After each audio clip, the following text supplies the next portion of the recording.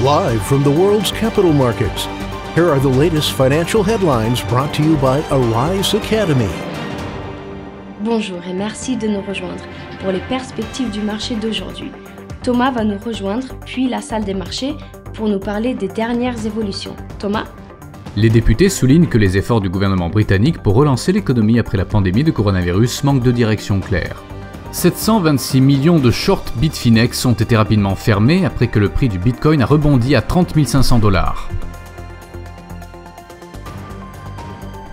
Malgré la flambée des prix du pétrole à 75 $ le baril, les producteurs de schiste américains tiennent leur promesse de limiter les dépenses et de maintenir la production à un niveau stable. La paire euro-dollar a connu une correction baissière lors de la dernière session, chutant de 0,1%. L'indicateur MACD donne un signal haussier. Le dollar australien a baissé de 0,3% par rapport au dollar lors de la dernière session d'échange. L'indicateur stochastique RSI donne un signal haussier, ce qui correspond à notre analyse technique globale. La paire dollarienne a connu une correction baissière lors de la dernière session, chutant de 0,2%. L'indicateur Williams donne un signal haussier.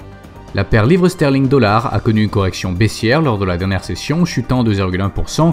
L'indicateur oscillateur ultime indique un mouvement haussier. Le climat des affaires de l'eurozone sera publié à 9h GMT, la confiance des consommateurs de la France à 6h45 GMT, la confiance des consommateurs des États-Unis à 14h GMT.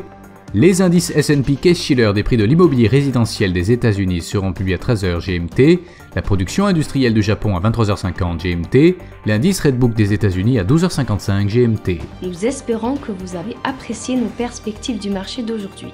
De la part de toute l'équipe, nous vous souhaitons une journée de trading productive. N'oubliez pas de vous connecter demain matin pour tous les événements et les dernières nouvelles sur les marchés financiers.